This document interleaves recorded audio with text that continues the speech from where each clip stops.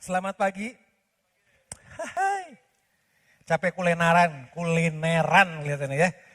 Saya berharap saudara tetap dalam kebaikan Tuhan. Tuhan kita tetap baik. Amin. Tuhan kita tetap baik. Situasinya boleh nggak baik, tapi Tuhan kita tetap Tuhan yang baik. Pagi hari ini sebelum saya mulai, saya harus selalu bertanya buat diri saya dan juga buat diri kita masing-masing. Buat saudara siapa sih Tuhan sebetulnya? Kalau kita cuma menganggap Tuhan cuma sekedar legenda, cerita dongeng, saudara akan menemukan bahwa Tuhan yang kita sembah adalah Tuhan yang mati. Kalau saudara cuma menganggap bahwa ke gereja dengerin cerita Tuhan Yesus, apalagi mau Christmas, mau Natal, kemudian kita menganggap bahwa Tuhan itu cuma Tuhan yang di masa lalu, maka saudara nggak akan pernah mendapati bahwa Tuhan akan menjadi Tuhan yang menolong saudara dan saya pada pagi hari ini. Because what you believe is what you are going to receive. Apa yang saudara percayai, itu yang akan saudara dapatkan. Kalau saudara percaya bahwa Tuhan yang kita nyanyikan tadi, Tuhan yang adalah menolong setiap waktu, dan saudara percaya itu. Walaupun sekarang saudara lagi sakit, walaupun saudara sedang berada dalam kesulitan, walaupun saudara sedang berada dalam pergumulan yang berat, tapi saudara yakin dengan hati saudara, percaya dengan iman saudara bahwa Tuhan adalah penolong dalam setiap waktu, dalam setiap masa, saudara akan dapatkan pertolongan Tuhan. Saudara akan dapatkan kesembuhan daripada Tuhan, saudara akan mendapatkan berkat daripada Tuhan. Sebesar apa rasa percaya saudara, sebesar itu pula saudara akan terima jalan keluar saudara. Kalau saudara cuma percaya Tuhan cuma 10 cuma sebesar begini, saudara akan cuma dapatkan Tuhan sebesar begini. Makanya pada pagi hari ini buka hati kita selebar-lebarnya untuk menerima firman Tuhan, menerima kebenaran daripada Tuhan terjadi dalam kehidupan kita. Amin. Saya percaya saudara bukan datang ke sini dengan kebetulan. Karena saya terlalu sangat yakin bahwa gak pernah ada istilah kebetulan dalam kamusnya Tuhan. Selalu direncanakan, dirancang dengan terbaik. Saudara mungkin datang dengan broken, mungkin sedang berada dalam kegalauan apapun juga. Pagi hari ini kalau saudara berpikir bahwa saudara mau menyerah kepada Tuhan, saya harus beritahu bahwa saudara bahwa menyerah kepada keadaan itu mungkin tanda kelemahan. Tapi menyerah kepada Tuhan itu tanda kekuatan. Menyerah kepada keadaan itu pertanda kelemahan. Tapi menyerah kepada Tuhan itu awal dari kekuatan saudara. Pagi hari ini biar kita berserah di tangan Tuhan yang sempurna. Amin. Berkatnya selalu sama, Tuhan yang kita sembah dulu, sekarang sampai selama-lamanya adalah Tuhan yang sama, yang gak akan pernah berubah dalam kehidupan kita. Yes? Lihat kiri kanan Bapak Ibu, bilang Tuhan itu baik. Saya berharap lu juga baik dong. Ya ngasih-ngasih duit boleh, ngasih-ngasih apa boleh gitu ya. Yosua pasal yang ke-14, ayat yang ke-6. Tadi Ibu Made sudah berkhotbah pagi tadi mengenai kerajaan yang tidak tergoncangkan. Saya akan mulai juga dengan Yosua pasal 14 ayat yang ke-6 sampai ayat yang ke-9. Berbicara mengenai satu orang yang cukup familiar sebetulnya dalam kehidupan kalau saudara ikut dari sekolah minggu yang disebut dengan namanya Kaleb. Yosua pasal 14 ayat ke-6. Bani Yehuda datang menghadap Yosua di Gilgal. Pada waktu itu berkatalah Kaleb bin Yefune orang Kenas itu kepadanya. Engkau tahu firman yang diucapkan Tuhan kepada Musa, abdi Allah itu tentang aku dan tentang engkau di Kades Barnea.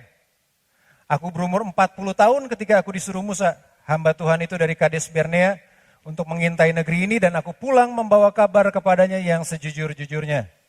Sedang saudara-saudaraku yang bersama-sama pergi ke sana dengan aku, membuat tawar hati bangsa itu, aku tetap mengikuti Tuhan Allahku dengan sepenuh hati. Ayat yang ke-9. Pada waktu itu Musa bersumpah katanya, sesungguhnya tanah yang diinjak oleh kakimu itu akan menjadi milik pusakamu dan anak-anakmu sampai selama-lamanya sebab engkau tetap mengikuti Tuhan Allahku dengan sepenuh hati. Sekali lagi ini berbicara mengenai satu orang pahlawan di Alkitab yang bernama Kaleb. Nah Yosua pasal 14 ini ceritanya bahwa bangsa Israel sudah masuk kepada tanah perjanjian. Nah yang menarik adalah di awal itu kan berkata gini bahwa ayat yang ke-6 bahwa cerita ini sudah harus mundur 45 tahun yang lalu. Di bilangan pasal yang ke-13 berbicara mengenai ke-12 orang pengintai. Itu cerita yang sangat familiar juga buat kita, ke-12 orang mata-mata. Nah setiap kali saya balik kepada hal itu, setiap kali juga sebuah warning buat saya secara pribadi sebetulnya. Karena ke-12 orang pengintai itu adalah 12 orang pemimpin suku-suku Israel pada saat itu. Diperkirakan ada sekitar 1-2 juta orang yang keluar dari tanah Mesir menuju tanah Kanaan pada saat itu. Dan dipilih 12 orang untuk mengintai tanah perjanjian. Dan 12 orang ini ditulis di Alkitab bukan orang biasa, tapi pemimpin-pemimpin kepala suku. Pemimpin-pemimpin dari setiap suku yang ada di Israel dipilih satu orang. Jadi saudara bayangin kalau dibagi 12 mungkin 1 berbanding 800.000 orang. 12 dibanding 2 juta orang terpilih. Jadi dengan kata lain ini bukan orang yang biasa. Ini orang-orang yang di luar yang biasa, orang-orang yang ada di atas rata-rata, bukan orang-orang kebanyakan, karena disebut oleh Alkitab adalah para pemimpin, punya pengertian bukan sekedar memiliki kemampuan fisik yang baik, tapi saya meyakini mereka juga punya kemampuan berpikir yang bagus, tajam dalam setiap mengambil keputusan, karena disebut oleh pemimpin, para pemimpin, jadi bukan orang-orang biasa, orang-orang yang terkemuka di antara setiap kepala suku. Dan kita tahu ceritanya betul, sampai di situ bahwa ada 12 orang yang mengintai tanah Kanaan, 10 datang dengan berita buruk. Cuman 2 datang dengan berita yang penuh dengan janjinya Tuhan. Nah 2 orang itu namanya Yosua dan Kaleb. Sampai di Kadesh Barnea, di titik di mana mereka sedang mengintai tanah perjanjian, itu artinya begini. Israel sudah berjalan keluar dari Mesir sampai di titik Kadesh Barnea. Nah sampai perjalanan di titik di kota yang namanya Kadesh Barnea ini, Israel sudah mengalami begitu banyak mujizat pada saat itu. Saudara lihat waktu mereka keluar dari Mesir aja anak sulung mati. Saudara bayangin satu tanah Mesir dipenuhi dengan lalat, dipenuhi dengan katak, sedangkan di Israel tanahnya di Goshen waktu itu di sana nggak mengalami itulah sama sekali. Orang Israel sudah mengalami begitu banyak mujizat-mujizat Tuhan sampai laut dibelah. Bayangin laut dibelah. Saya nggak pernah lihat selokan dibelah. Jarang-jarang. Ini laut dibelah berjalan di tengah laut. Berjalan di tengah laut. Mereka udah alamin begitu banyak. Bahkan ditulis oleh Alkitab, bahkan mereka sampai satu kali mereka udah bosan dengan mana. Mana itu rotinya malaikat loh. Jangan tanya saya di sorga ada bakery, toko roti apa enggak, jadi jangan tanya saya. Tapi Alkitab tulis memang mana adalah rotinya malaikat. Karena bosan dengan makanan roti mana, kemudian mereka kepengen daging. Kemudian Tuhan kirim burung puyuh di tengah padang gurun.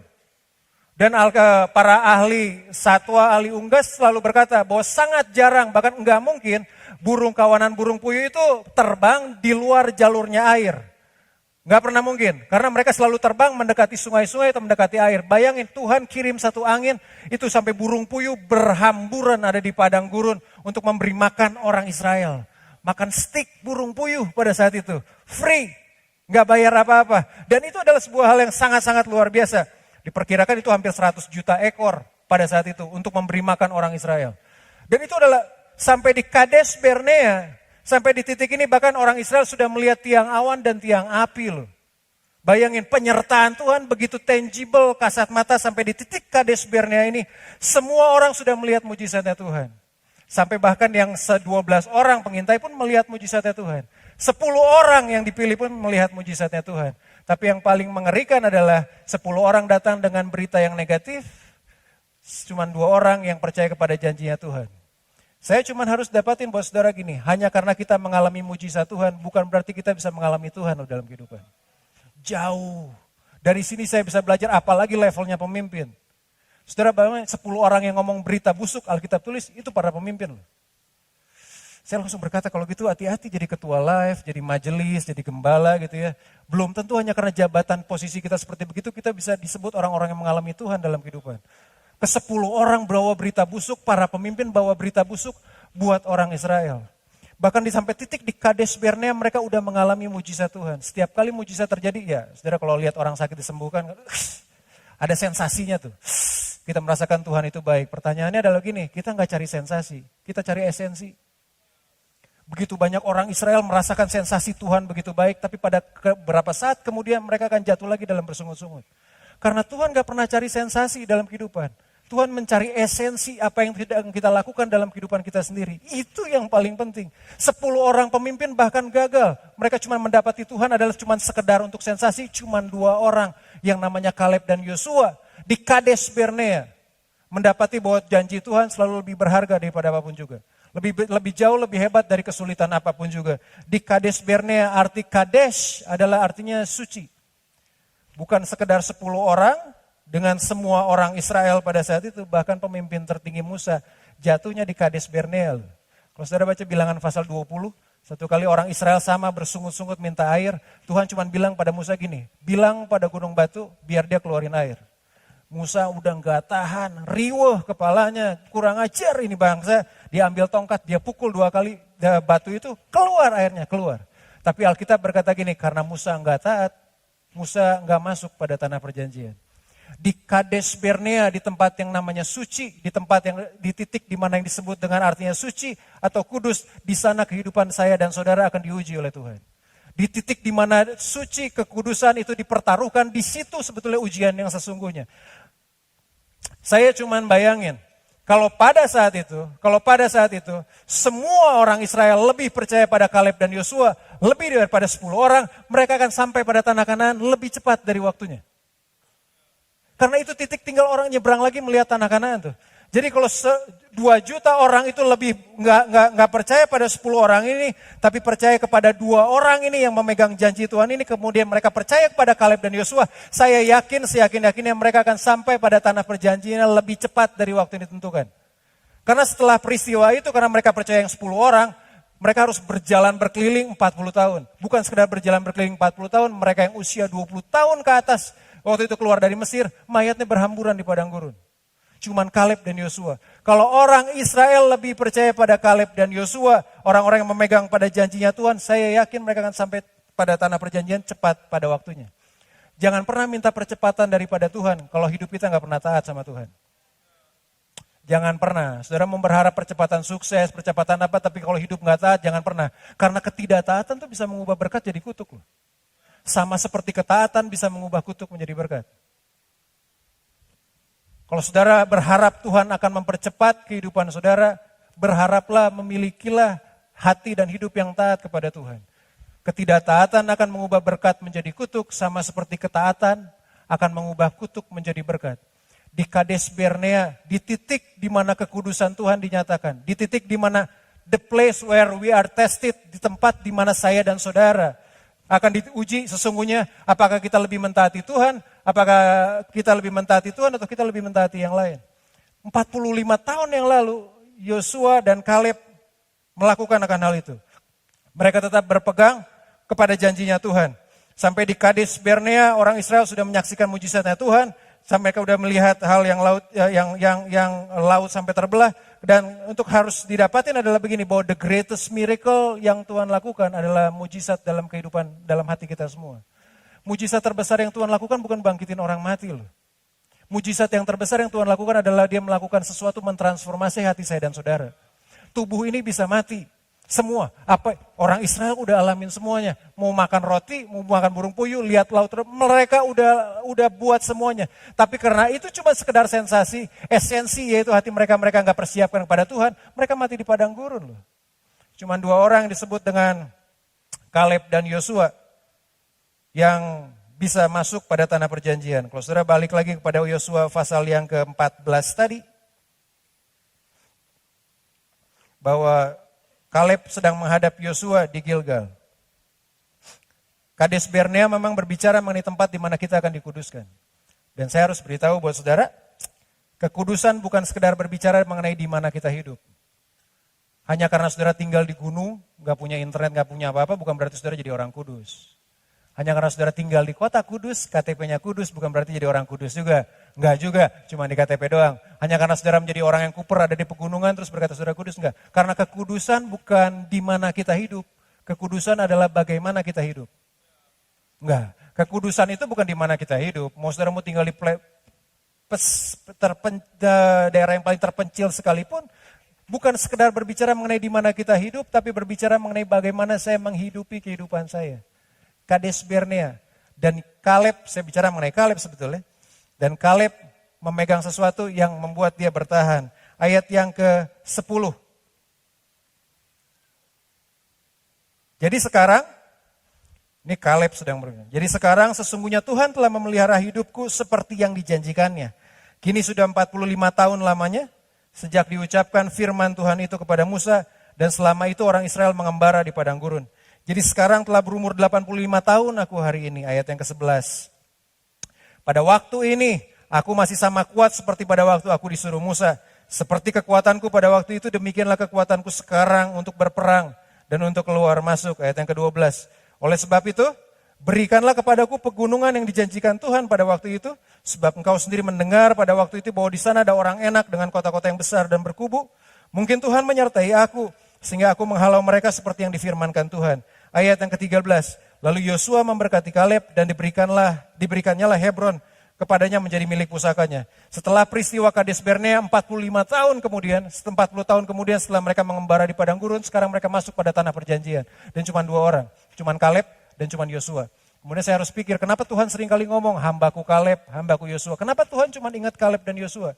Karena memang cuma Kaleb dan Yosua yang mengingat Tuhan dan mengingat janji-janjinya Tuhan dalam kehidupan mereka loh. Itu sebabnya mereka diingat oleh Tuhan.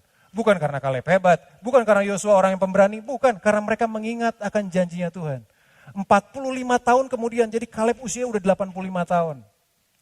Pada saat ayat ini, cerita ini sedang jadi 85 tahun, Kaleb sudah usianya pada saat itu, ayat 11 berkata gini, pada waktu ini, Kaleb bilang ini, aku masih sama kuat seperti pada waktu aku disuruh Musa.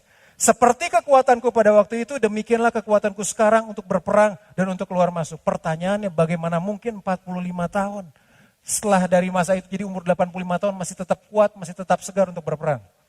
Karena di cerita ini saudara perlu ketahui bahwa dia akan berperang, dia minta pegunungan. Yang di gunungnya ada isinya ada 3 orang raksasa, orang-orang hebat yang ada pada zaman itu. Jadi Kaleb umur 85 tahun, enggak dibilang tua-tua keladi juga sih, makin tua makin jadi enggak. Tapi pertanyaan yang paling mengusik adalah bagaimana selama 85 tahun ini dia tetap menjaga kehidupannya, tetap menjadi fit di hadapan Tuhan. Ayat yang ke-10 yang menarik adalah berkata gini, jadi sekarang, ayat yang ke-10, Yosua 14 ayat yang ke-10. Jadi sekarang sesungguhnya Tuhan telah memelihara hidupku seperti yang dijanjikan. 45 tahun dia memiliki kekuatan yang gak pernah berubah. 45 tahun dia memiliki ketajaman hikmat yang gak pernah berubah. Bukan karena kekuatannya, tapi karena dia menghidupi janjinya Tuhan 40 tahun yang lalu yang Tuhan udah bicara dalam kehidupannya. Kalau saudara mau gak bergoncang pada pagi hari ini, memiliki kehidupan yang gak pernah bergoncang, jangan tinggali pengetahuan yang ada di dunia, tapi tinggallah dalam janjinya Tuhan dalam kehidupan. Yang lain punya masa expired yang hadir ke dunia, cuman janjinya Tuhan yang gak punya tanggal kadaluarsa. Amin. Cuman janjinya Tuhan yang gak punya tanggal kadaluarsa. 45 tahun yang lalu Kaleb mendengar janjinya Tuhan. Selama 45 tahun dia dipelihara oleh janjinya Tuhan. Yang membuat saya dan saudara bukan sekedar bertahan hari ini, tapi muncul sebagai pemenang. Bukan karena kehebatan, bukan karena kekayaan, bukan karena intelektual yang jago, tapi karena kita menghidupi janjinya Tuhan loh. Dan Alkitab tulis itu sebagai sebuah bukti, bukan sekedar sebagai sebuah janji. Bahwa ada orang yang namanya Kaleb, 45 tahun yang lalu dia terima janjinya Tuhan. 45 tahun kemudian dia tetap berpegang pada janjinya Tuhan. Dia minta pegunungan yang ada raksasanya. Seringkali kalau saya berdoa, Tuhan tolong, misalnya kalau kita berdoa, posisikan diri seperti Kaleb, minta pegunungan yang namanya Kiryat Arba, atau ditulis dengan bahasa ininya Hebron. Minta pegunungan itu dan di situ memang kotanya bagus. Kalau nggak bagus nggak mungkin dijagain. Kotanya sangat bagus, tempat yang sangat asik, tempat yang sangat enak, orang bagus, makanya ditinggali oleh para raksasa. Itu bukan para raksasa seperti orang-orang yang lahirnya memang udah lahir dari keluarga bertempur. Orang-orang enak disebutnya, bukan enak makan tapi memang disebut keturunan enak, keturunan Anakites katanya. Orang-orang raksasa yang memang orang-orang bertempur, dijagain oleh mereka. Nah seringkali kan kita berdoa Tuhan kita kepengen untuk punya pegunungan itu, tapi kalau boleh biar Tuhan tolong bunuh raksasanya, Tuhan tolonglah kasih sakit biar mati lah atau apalah. Kemudian ketika semua raksasa mati, bawalah kita masuk ke sana. Kita kan seringkali berdoanya kayak begitu, Tuhan tolong berkatin saya. Supaya kita seringkali berharap Tuhan yang akan lakukan semuanya, padahal Tuhan berjanji begini, setiap tanah yang kamu injak, itu akan menjadi milik pusaka kamu. Itu firman yang sama yang Tuhan bilang buat Yosua, setiap tanah yang kamu injak, milik pusaka kamu. Jadi dengan kata lain kalau saudara cuma menginjak 2 meter, cuma 2 meter yang saudara punya. Jangan iri sama yang nginjak 20 kilometer. Kita tuh marah-marah kalau orang lain diberkati. Loh dia bayar harganya loh. Dia injak tanahnya, dia hidupin janjinya selama 20 kilometer dan sebesar 20 kilometer juga janji Tuhan digenapi dalam hidup mereka. This man yang namanya Kaleb berkata gini, aku mau pegunungan itu Tuhan. Dengan semua raksasa yang ada di dalamnya. Dan Alkitab tulis, dia bunuh 3 orang raksasanya. Aki-aki 85 tahun bos, bunuh raksasa 3. Saya cuma mengharap aki-aki 80 tahun cuma bunuh ikan 3, ngusir kucing 3 boleh lah. Ini bunuh raksasa 3 orang loh, dengan tangannya. Ini orang kalau begitu gini, bukan sekedar orang ini luar biasa, orang ini biasa, cuma dia menghidupi firman yang luar biasa. Itu aja yang buat beda. Saya yakin Bu Made juga mengkhotbahkan itu karena itu kerajaan yang tidak tergoncangkan namanya. Yang lain berubah loh. Presiden akan silih berganti, ketua DPR bisa silih berganti kan? Semuanya bisa silih berganti, tapi Tuhan gak pernah silih berganti loh. Dia tetap Tuhan yang sama yang berjalan bersama dengan saya dan saudara. Ada satu lagu kemarin minggu lalu sebelah saya dapat pewahyuan, ada berkata gini, kau Tuhan pegang janjimu. Tuhan selalu pegang janjinya. Pertanyaannya saudara pegang janji Tuhan apa enggak? Itu kan yang penting. Tuhan mah selalu setia dalam perkataannya. Pertanyaannya adalah apakah kita setia sama Tuhan? Kita berharap Tuhan engkau setia, betul Tuhan setia. Apakah kita setia pegang janji Tuhan? Sama seperti Kaleb pegang janji Tuhan dengan setia. 45 tahun tetap terpelihara dalam janjinya Tuhan. Ya saya tahu juga dia pasti makannya juga dijaga. Enggak tiap hari makan babi tentunya. Saya atau makan yang lain, dia tetap jaga karena dia tahu janjinya Tuhan juga. Gak mungkin makan babi 45 tahun kemudian masih tetap segar. Kelihatannya dia kalah sama babi, itu bukan artinya kalah sama raksasa, kalah sama babi artinya. No, artinya 45 tahun bukan sekedar hal yang fisik tapi hal yang spiritual. Kita bisa memiliki unshakable kingdom loh dalam kehidupan. Kerajaan yang tidak tergoncangkan itu waktu kita menghidupi kebenaran firman Tuhan dalam kehidupan. Itu aja. Dan Kaleb lakukan itu. Dan Hebron, Kiryat Arba yang disebut dengan Kiryat Arba itu akhirnya dimiliki oleh Kaleb. Jangan minta untuk hidup yang dipermudah. Mintalah kepada Tuhan untuk memiliki hati yang lebih kuat, iman yang lebih kuat, pengharapan yang lebih kuat, pikiran yang selalu tajam bersama dengan Tuhan. Karena saya dapatin begini, ada satu tulisan bagus. Para pelaut tangguh, pelaut jagoan, enggak pernah dihasilkan dari laut yang tenang. Semua pelaut yang jagoan, pelaut yang hebat itu selalu dihasilkan dari laut yang bergelora. Kalau saudara mengharapkan laut saudara tenang, you are not tough enough. Saudara nggak ditentukan menjadi pelaut-pelaut yang cuman pelaut-pelaut yang biasa-biasa aja. Kita adalah pelaut-pelaut yang tangguh loh. Orang-orang yang tangguh dan Kaleb buktikan. Sekali lagi makanya kenapa saya tadi dibilang, kalau Kaleb udah memberikan sebuah jalan buat kita, artinya kita semua juga bisa melakukan hal yang sama dalam kehidupan. Bisa tetap memiliki hal yang sama, 45 tahun menerima janjinya Tuhan. Sebesar apa kita sedang menantikan, masih memegang janji Tuhan pada pagi hari ini? Apakah saudara masih memegang janjinya Tuhan, apa saudara masih memegang rekomendasi dokter? Ya nggak masalah juga, menghormati saya para dokter dengan, namanya dokter juga kan manusia. Betul? Tapi kan Tuhan tetap ada di atas dokter. Yes? Kalau Tuhan berkata dia adalah Tuhan yang menyembuhkan, dia tetap bilang bahwa dia Tuhan yang menyembuhkan. Kalau dia adalah tetap Tuhan yang akan memberkati kehidupan kita, dia tetap Tuhan yang akan memberkati kehidupan kita. Walaupun laut saudara sedang bergelora, di sana saudara sedang ditentukan untuk menjadi pelaut yang tangguh. Memiliki kehidupan yang tangguh sama seperti Kaleb. Dan Kaleb merebut Kiryat Arba, kalahkan 3 orang enak, bukan dengan keperkasaannya tapi karena kehidupannya yang selalu berpegang pada janji Tuhan. Bilangan pasal 14 ayat yang ke-24. Kenapa Kaleb ini berbeda? Arti nama Kaleb berani sebetulnya. Tetapi hambaku Kaleb karena lain jiwa yang ada padanya. Bukan orang gila loh ya. Lain jiwa terus kemudian orang jiwa, enggak. Tapi karena hambaku Kaleb karena lain jiwa yang ada padanya dan ia mengikut aku dengan sepenuhnya, akan kubawa masuk ke negeri yang telah dimasukinya itu dan keturunannya akan memilikinya. Janji ini yang Kaleb pegang selama 45 tahun. Janji ini pula yang membunuh para raksasa orang-orang enak yang ada di pegunungan Kiryat Arba. Disebut Kiryat Arba, Arba itu nama bapaknya orang enak. Jadi premannya tuh kota namanya Arba.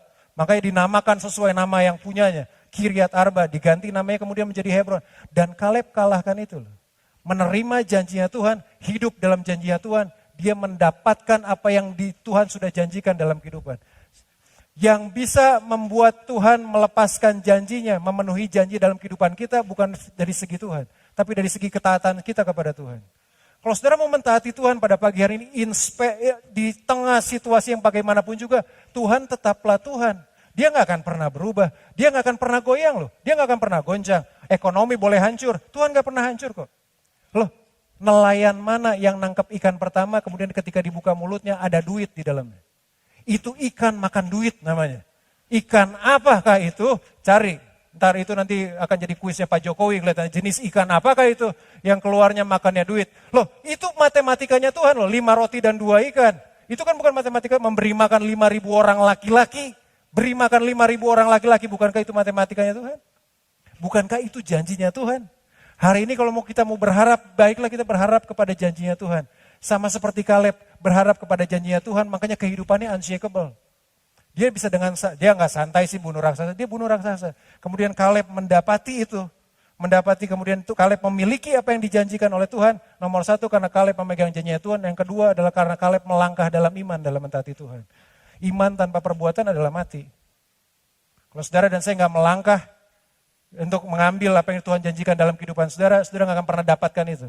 Karena berdoa bukanlah sarana yang terakhir yang harus kita lakukan, justru berdoa adalah hal pertama yang harus saya dan saudara lakukan sebelum kita memulai perjalanan kita. Waktu kita berdoa, kemudian kita mulai klaim janjinya Tuhan. Tuhan kepengen kita melangkah, mengambil apa yang menjadi janji Tuhan dalam kehidupan kita sama seperti Kaleb. Cerita Kaleb selesai sampai di situ. Kaleb mendapatkan Hebron, mendapatkan Kiryat Arba. Nggak beres nyata di situ. Beberapa ratus tahun kemudian, setelah Kaleb meninggal, dia sudah memiliki Hebron, memiliki Kiryat Arba. Beberapa ratus tahun kemudian, ada seorang anak ABG lagi ngegojek GoFood, nganterin makanan buat kakaknya. Ketika sampai di medan pertempuran, dia lihat raksasa juga. Lagi caci maki bangsa Israel dan satu bangsa, nggak ada yang berani untuk lawan dia. Nama anak ABG itu namanya Daud. Karena Alkitab tulis Daud adalah keturunan Yehuda. Dan yang menarik adalah waktu Daud dengar itu berkata gini, orang nggak bersunat menghina pasukan Tuhan yang hidup. Di dalam darah Daud ada darahnya Kaleb loh. Ada warisan yang sedang Kaleb teruskan dalam kehidupan Daud. Nah, saya harus beritahu orang tua atau siapapun juga. Ketaatan kita semasa kita masih hidup bukan sekedar berhenti waktu kita nggak ada. Ketaatan kita waktu kita masih hidup, itu ketika kita mati, ketaatan tersebut akan diwariskan terus kepada anak cucu kita. Karena Daud adalah orang yang sama. Ratusan tahun setelah Kaleb meninggal, Daud berhadapan dengan raksasa yang sama yang namanya Goliat. Dia berhadapan dengan raksasa yang sama loh. Anak-anak kita akan berhadapan dengan raksasa yang sama. Pada pagi hari ini mungkin kita berhadapan dengan raksasa kesulitan kita. Tapi bagaimana kita merespon, bagaimana kita melawan raksasa kesulitan kita, itu sangat menentukan bagaimana nanti anak-anak kita akan berhadapan dengan raksasa mereka. Jadi waktu Kaleb memegang janjinya Tuhan, makanya Daud gak pernah bilang waktu dia ketemu Goliat, gila lu gede banget badan lu ya bro, itu tingginya 2,7 meter, itu kalau lihat, Daud kemudian lihat pahanya dia, kemudian lihat tangannya Goliat, kok sama dia pahanya dia sama tangannya Goliat, gede banget, gak pernah Daud tulis gitu loh. Daud cuma berkata gini, demi Tuhan yang hidup, hari ini aku penggal kepala kamu. Asik banget sih, anak ABG. Anak ABG cuma lagi ngegojek gitu, sorry saya sebutin. Kemudian lagi nganterin makanan, kemudian demi nama Tuhan yang hidup, yang lain boleh datang dengan kekuatan. Gua datang dengan demi nama Tuhan yang hidup. Kenapa dia bisa ngomong kayak begitu? Karena ada nenek moyangnya yang pernah mengatakan begitu yang namanya Kaleb kepada orang-orang enak. Bahwa yang hidup dengan janjinya Tuhan, yang berpegang pada pimpinannya Tuhan, yang berpegang pada firmannya Tuhan, itu diteruskan, itu kemudian sampai pada masanya Daud. Dan Daud mengalahkan Goliat, betul? Dan Daud mengalahkan Goliat karena ada satu orang nenek moyang yang namanya Kaleb yang pernah mengalahkan raksasa dalam kehidupannya. Dan Daud mengalahkannya bukan dengan pedang loh, dengan batu. Tuhan bisa pakai hal-hal yang kelihatannya biasa-biasa untuk membereskan masalah saudara yang luar biasa. Yes, cuman untuk batu bisa kalahkan Goliat. Bukan batunya, bukan Daudnya. Tapi karena janji Tuhan dalam kehidupan Daud. Makanya Daud cuma berkata gini, demi nama Tuhan yang hidup aku datangin engkau. Apakah Tuhan saudara hidup? Saya berharap saudara percaya bahwa Tuhan kita hidup. Dan bukan sekedar berhenti sampai di situ. Kan ketika Daud dilantik menjadi raja 17-18 tahun kemudian, kota di mana yang di tempat kota di mana dia ditahbiskan menjadi raja itu disebut dengan kota Hebron. Yang diambil ratusan tahun yang lalu oleh orang nenek moyang namanya Kaleb. Kalau Kaleb nggak berjuang untuk Hebron, dia nggak berpikir akan lahir Daud. Dia cuma berpikir bahwa dia akan melakukan apa yang menjadi janji Tuhan dalam kehidupannya. Tapi karena orang ini menggenapi, berjalan pada janjinya Tuhan, bahkan anak-anaknya mendapatkan bagian, mendapatkan kemudahan dari apa yang dia lakukan. Daud 18 tahun kemudian, kota pertama di mana dia ditahbiskan jadi raja, namanya Hebron. Kalau ratusan tahun yang lalu Hebron belum ditaklukkan, Daud harus mengeluarkan daya segala upaya untuk taklukkan. Tapi syukur kepada Tuhan, ratusan tahun yang lalu ada orang yang ada nenek moyang yang namanya Kaleb yang mengambil janji Tuhan, menaklukkan Hebron sebelum menaklukkan Daud. Sebelum Daud mengalahkan orang Filistin, sebelum Daud mengalahkan Goliat, sebelum Daud kemudian dia menjadi raja dalam kehidupan. Kalau kita pada pagi hari ini mungkin sedang berhadapan sebesar kesulitan kita sebesar raksasa. Kalau kita mungkin pada pagi hari ini atau pada tahun 2018 nanti akan menghadapi kesulitan pergumulan yang besarnya sebesar raksasa Goliat, ketahuilah ada Daud dalam diri saya dan saudara. Kalau saudara dan saya mungkin pada pagi hari ini akan sedang berhadapan dengan raksasa kesulitan, sedang berhadapan dengan raksasa penyakit, sedang berhadapan dengan raksasa pun yang di luar batas kehidupan kita, atau di waktu 2018 nanti, saya dan saudara mungkin berhadapan dengan raksasa-raksasa yang besar dalam kehidupan, percayalah Tuhan sudah taruh Kaleb dalam hati saya dan saudara. Pertanyaannya, you have to keep the word. Kita harus tinggal di dalam firman-Nya. Kita harus berada di dalam Dia. Kita harus selalu senantiasa berada pada janjinya Tuhan dalam kehidupan. Saya selesai dengan di sini. Bagaimana kalian bisa memiliki hati yang lain di hadapan Tuhan? Apakah karena dioperasi, dia ganti hati sama ganti orang lain? Enggak. Saya kemudian teringat, Pastor Arif khotbah waktu November, waktu launching New Life punya album, Yohanes pasal yang ke-15. Tiba-tiba itu berapa hari ini lagi muncul aja buat kehidupan saya. Saya akan akhiri dengan kayak ayat ini. Yohanes pasal yang ke-15, ayat yang ke-7. Perkataan Sang Juru Selamat, penolong di setiap masa dan waktu yang namanya Yesus. Jikalau kamu tinggal di dalam aku, dan firmanku tinggal di dalam kamu, kata Tuhan. Mintalah apa yang kamu kehendaki, kamu akan menerimanya. Ini perkataan beberapa minggu terakhir ini lagi benar-benar muter-muter terus di kepala saya, tiba-tiba muncul. Jikalau kamu tinggal di dalam aku dan firmanku tinggal di dalam kamu, mintalah apa saja yang kamu kehendaki dan kamu akan menerimanya. Secara natural. Oh, itu kalau Pastor Arif, kalian saudara bisa dengar lah itu secara natural dan secara supernatural. Secara itu memang jikalau kamu tinggal di dalam aku, firmanku tinggal di dalam kamu, mintalah apa saja yang kamu kehendaki dan kamu akan menerimanya. Jikalau Dede tinggal di dalam Kristus, jikalau Dede yang natural, tinggal di dalam Tuhan yang supernatural. Itu yang disebut dengan 2 Korintus 5 ayat 17. Barang siapa ada di dalam Kristus, dia adalah ciptaan yang baru. Yang natural tinggal dalam yang supernatural. Tapi gak berhenti di situ, tolong ayatnya kok. Gak berhenti di situ. Dan firmanku tinggal di dalam kamu, firman Tuhan yang supernatural, tinggal dalam Dede yang natural. Mintalah apa yang kamu kehendaki, kamu akan terima. Enggak berhenti cuma sekedar bertobat, terima Tuhan Yesus sebagai juru selamat, yang natural masuk pada yang supernatural. Tapi izinkan yang supernatural itu masuk dan menghidupi yang natural, supaya apa yang kita minta Tuhan akan lakukan. Saya yakin kalau firman Tuhan tinggal dalam kita, bukan sekedar saudara minta mobil baru kemudian mobil dikasih, enggak. Tapi minta apa selalu menjadi keinginannya Tuhan. Kenapa Kaleb bisa kuat dalam kehidupan? Dia bukan sekedar tinggal di dalam Tuhan, tapi dia mengizinkan firman Tuhan tinggal dalam dirinya. Firman Tuhan itu adalah Tuhan sendiri yang gak akan pernah berkesudahan loh dalam kehidupan. Itu kekuatannya kita. Waktu saudara lepaskan dengan ucapan saudara, itu semua yang bertelinga di alam semesta mendengarnya. Jadi makanya kemarin saya dengar, saya lupa siapa, David Yonggicho kemudian lagi berkhotbah. Dia lihat satu pohon, dia cerita satu pohon, tuh pohon selalu berkata gini, lu jelek, lu jelek, lu jelek. Ngomongnya begitu, lu jelek, lu jelek. Kemudian pohon yang sama berkata, lu bagus, lu bagus. Diteliti beberapa waktu kemudian, yang pohon yang dibilang jelek benar-benar jelek loh. Pohon. Saudara bayangin kalau itu anak saudara, lu jelek, lu jelek, lu jelek. Jelek lah anaknya dong. Kalau jelek anaknya kan bapaknya juga hancur, kelihatannya bukan jelek lagi. Tapi itu dia begini, firman yang dilepaskan dengan perkataan karena memang tinggal dalam firman Pak, Bu. Kalau saudara mau kerajaan yang tidak tergoncangkan, kerajaan Tuhan memang gak akan pernah tergoncangkan. Ibrani pasal yang ke-12, sorry. Saya akan Ibrani pasal yang ke-12 karena ini ayat temanya. Ayat yang ke-26. Waktu itu suaranya menggoncangkan bumi. Tetapi sekarang ia memberikan janji. Satu kali lagi aku akan menggoncangkan, bukan hanya bumi saja, melainkan langit juga. Ungkapan satu kali menunjuk kepada perubahan apa yang dapat digoncangkan. Karena ia dijadikan supaya tinggal tetap apa yang tidak tergoncangkan. Nah, saya harus beritahu bos saudara, resesi itu gak perlu ditengking. Alkitab udah tulis, Tuhan akan goncangin. Maksud saudara tengking-tengking apa yang Tuhan lakukan sih? Loh, resesi mah gak usah, krisis mah udah gak usah ditengking-tengking. Itu mah udah datang dengan sendirinya, udah kehendak yang di atas. Saudara gak perlu tengking-tengking, buang-buang waktu, apalagi doa puasa, gak perlu. Itu makanya apa? Buang-buang waktu. Itu yang saya sebut karena gini, resesi mah akan datang dalam kehidupan. Karena dia harus menggoncangkan. Sama seperti di Kades Barnea, sebetulnya orang Israel itu sedang digoncang sama Tuhan tuh. Yang mana yang hidupnya taat pada Tuhan, atau yang mana yang cuma taat kepada Tuhan, atau yang mana cuma gak taat kepada Tuhan, itu lagi digoncang tuh di Kades Barnea. Bahkan Musa pun digoncang. Bahkan 10 orang itu pun digoncang, cuman Kaleb dan Yosua. Resesinya memang gak usah ditengking-tengking, karena memang akan datang. Tapi gini, resesi itu datang. Bagaimana cara terbaik saudara mau ngetes emas, logam mulia, masukin dia dalam api. Cuman itu. Dan apapun juga yang keluar dari api itu akan menjadi sesuatu yang mulia. Bagaimana Tuhan selalu izinkan krisis terjadi dalam kehidupan manusia? Apakah dia sedang mau menyakiti saudara? Dan mau menghancurkan saudara? Enggak. Dia mau memunculkan yang terbaik itu keluar dari kita. Waktu saudara keluar dari api, emas keluar dari api, itu emas mahal tuh. Karena itu benar-benar emas yang murni. Cuman ada dua.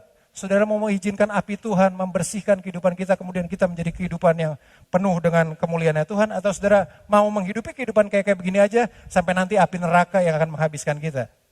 Cuman ada dua api loh dalam kehidupan, mau apinya Tuhan atau api neraka. Resisnya gak perlu ditengking, tapi yang di dalam, esensinya. Apakah kita sedang memegang janjinya Tuhan, apakah kita sedang memegang firman-Nya Tuhan. Perjamuan ini kan berkata gini, tinggal di dalam Kristus, sebagaimana Kristus juga tinggal di dalam saya. Abide in you yang menjadi itu new life itu bukan sekedar sebuah slogan, sekedar judul yang bagus. Tapi kalau ada undangan terhebat, teristimewa yang diberikan kepada manusia sepanjang sejarah manusia adalah undangan untuk tinggal di dalam Tuhan. Itu aja. Dan Tuhan mengundang kita loh. Siapa yang diundang Pak Jokowi kemarin ngunduh mantu? Bangga banget sih kelihatan. Ada ya Bang, di dalam mimpi. Enggak, maksudnya itu kan sampai di-share di WA, kira-kira wah, kita dapat undangan. Ini undangan dari Raja di atas segala raja untuk tinggal di dalam Dia. Karena waktu kita tinggal di dalam yang supernatural, dan yang supernatural tinggal di dalam kita, minta apa yang kamu kehendaki, kamu akan terima. Dan saya yakin yang kita kehendaki selalu berjalan selaras dengan kehendaknya Tuhan. Itu yang akan membuat kita unshakable, nggak akan tergoncangkan dalam kehidupan. 2018 tahun panas loh. Bukan karena yang banyak yang jualan kompor, banyak yang jualan apa, enggak. Panas kelihatan teman-teman ya. Karena memang pilkada, ya kemarin ada yang, mohon maaf kalau Bapak Ibu, saya ngeliat Bapak Ibu juga yang ngantri. Ada yang ngantri gas beberapa hari kemarin. Ada yang ngantri sampai 3 jam, 4 jam. Saya cuma duduk sambil lihat gini. Kalau kita begitu merindukan Tuhan sama seperti ibu-ibu ini, kelihatannya kita bisa mendapatkan lebih banyak kelihatannya. Oh iya ibu-ibu ada yang berantem karena rebutan gas kayak gini. Tapi gitu 4 jam. 5 jam nungguin seperti gitu. Saya cuma pikir gila kalau gua nunggu Tuhan 5 menit aja kelamaan. Ini khotbah kelamaan nih, udah mau makan. Nah, kita begitu aja kan kelamaan. Apa yang tinggal dalam hati saudara, itu akan memerintah kehidupan saya dan saudara. Kalau saudara mau izinkan janji Tuhan tinggal dalam kehidupan kita, Tuhan akan melepaskan yang terbaik yang surga sudah sediakan dalam kehidupan saudara. Jangan iri sama orang yang bayar harga lebih mahal. Jangan iri sama orang yang berjalan mengikuti janjinya Tuhan 20 km hanya karena saudara berjalan 2 meter kemudian saudara iri. Gak perlu, itu salah kita sendiri. Peganglah apa yang sedang Tuhan lakukan, janjikan dalam kehidupan kita. Perjamuan ini sebetulnya cuma membuktikan gini, kita gak berjalan sendirian loh di dunia. Hei, Tuhan yang sama yang sudah mati buat kita, dia bukan sekedar mati untuk saya, dia mati sebagai saya di kayu salib. Dia bukan, Tuhan Yesus bukan sekedar mati untuk Dede, tapi Tuhan mati sebagai Dede di kayu salib supaya hidup Dede hari ini adalah hidup dengan kasih karunia Tuhan. Hidup dengan kesembuhannya Tuhan. Hidup dengan janjinya Tuhan. Karena untuk itu kita datang di dunia. Untuk menyaksikan kebesaran dan kebaikan Tuhan dalam kehidupan. Amin. Kalau saudara mau menerima kerajaan yang tidak tergoncangkan, biar benih firman itu boleh saudara taruh dalam hati saudara. Kemudian saudara selalu pikirkan, katakan, perbuat dalam kehidupan saya dan saudara. Dan saya harus beritahu, Tuhan kita tuh kepengen kita berhasil loh. Tuhan kita tuh kepengen kita memiliki hidup yang penuh dengan kelimpahan. Jangan bicara materi kalau udah hidup kelimpahan. Jadi kalau hidup kelimpahan tuh bicara materi. Enggak. Tuhan kita kepengen dia berkata gini, aku datang supaya kamu memiliki hidup dan memilikinya dalam segala kelimpahan. Supaya dalam kelimpahan kita bisa berkatin begitu banyak orang yang ada di sekitar kita. Unshakable, gak pernah tergoncangkan. Bukan berarti kita gak mengalami krisis. Kita bisa mengalami krisis tapi kita tahu pasti bahwa ada janji Tuhan, ada Tuhan sendiri yang selalu berjalan bersama dengan saya dan saudara. Dalam setiap tahun kehidupan kita. Bulan lalu saya bicara, Ibrani pasal yang ke-12, Tuhan Yesus tetap sama dulu, sekarang, selama-lamanya. Pegang itu dalam kehidupan. Karena saya tahu saudara akan berhadapan dengan raksasa, tapi ketahuilah Tuhan udah taruh Daud dalam kehidupan saudara. Tuhan udah taruh Kaleb dalam kehidupan saudara. Pegang janjinya. Saudara akan ditentukan, kalau saudara masalah saudara datang sebesar raksasa, Tuhan sudah menentukan saudara adalah orang-orang yang membunuh raksasa. The greater your enemy, seberapa besar musuh yang kita hadapi, sebesar itu pula kemenangan yang akan kita raih. Kalau saudara main basket sama anak satu SMP, kemudian saudara menang, biasa. Tapi kalau saudara main basket sama LA Lakers, kemudian saudara menang, itu luar biasa tuh. Semakin besar musuhnya, semakin besar kenikmatan kemenangannya loh. Kalau Tuhan izinkan raksasa terjadi dalam kehidupan saudara, raksasa kesulitan, itu saudara Tuhan sedang berikan kenikmatan mengalahkan raksasa dalam kehidupan saudara. Yang gak bisa dibeli pakai uang. Hiduplah oleh janjinya Tuhan. Hiduplah oleh pimpinannya Tuhan. Hiduplah oleh firmannya Tuhan. Maka kita bisa memiliki kehidupan yang tidak tergoncangkan bersama dengan Tuhan. Amin. Mari kita datang pada Tuhan pada pagi hari ini sambil menghadap meja perjamuan suci. Sebelum kita mengambil perjamuan pada pagi hari ini, ketahuilah bahwa intinya perjamuan adalah Yesus tinggal dalam saudara dan kita juga tinggal di dalam Kristus yang menjadi kesatuan yang gak akan pernah bisa dipisahkan. Terima kasih Tuhan Yesus. Nyanyi lagu itu sama-sama. Sambil kita mempersiapkan hati kita di hadapan Tuhan. Terima kasih Tuhan Yesus. Engkau Tuhan yang selalu penolong dalam